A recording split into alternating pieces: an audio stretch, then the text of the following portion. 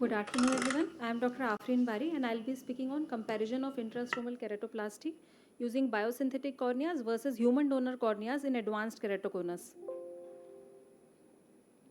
Now, we know that there is a global shortage of human donor corneas, and for every cornea received, there are 70 recipients waiting.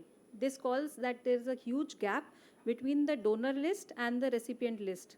So, we need complementary methods like lamellar surgeries and newer advances like biosynthetic corneas.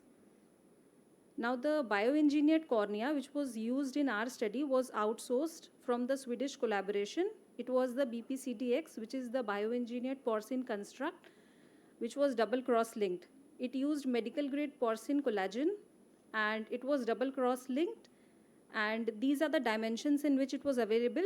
In our study, we used 200 micron thickness and a diameter of 8.5 mm.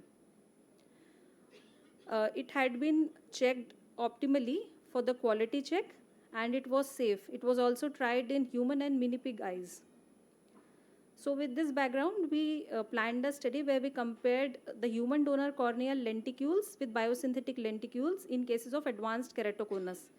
It was a prospective interventional pilot study involving 20 eyes. Group 1 was the human donor lenticule and group 2 was the biosynthetic lenticule. Cases with advanced keratoconus and a minimum corneal thickness of 250 microns were included. They underwent intrastromal keratoplasty and were followed up for 6 months. These were the femtosecond laser parameter settings. This is a video of one of the cases, that how the intrastromal pocket was created at a depth of 120 microns. Thereafter, the 4 mm incision was opened and lamellar dissection was done. Now, this is the case in which we had implanted the biosynthetic lenticule, which had been outsourced. It was of the diameter 8.5 millimeters. It was inserted in the intrastromal space. After the insertion, antibiotic drops were put and bandage contact lens was placed in all the cases.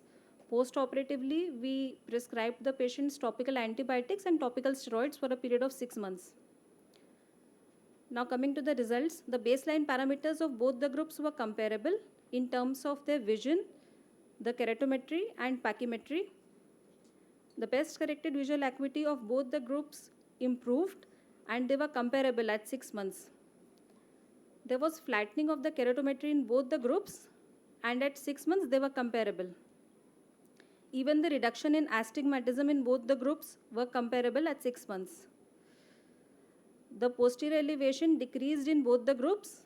It was lower in the biosynthetic group at 6 months follow-up.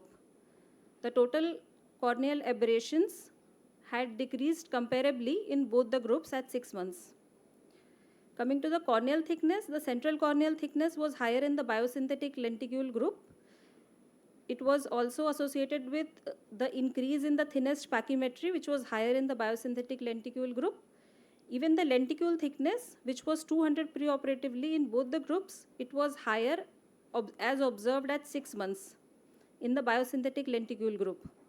Now, this is the representative image of anterior segment OCT of the biosynthetic lenticule group, the preoperative image versus the postoperative image. This is a case which underwent intrastromal keratoplasty with human donor lenticule. This is the preoperative image and this is the postoperative image. Similarly, clinical images of the cases of the representative cases is as follows. This is the biosynthetic lenticule group and this is the post-operative image. We can see that the corneal thickness has increased markedly. For the human donor lenticule group, this is the post-operative image at 6 months follow-up. To summarize, the biosynthetic lenticule had better pachymetry in terms of improved CCT and thinnest pachymetry as compared to the human lenticule group. Other than that, the reduction in astigmatism, the flattening of the keratometry and BCVA, these things were comparable in both the groups. There are certain limitations of the study. Since it was a pilot study, the number of cases are less, the follow-up duration is also less, and there is absence of point-to-point pachymetry comparison. To conclude, biosynthetic lenticule is a viable management option and non-inferior to human donor lenticule group, with no chances of graft rejection and graft failure. Thank you. Yeah, good presentation. Wanted to ask you the donor lenticule which you prepared.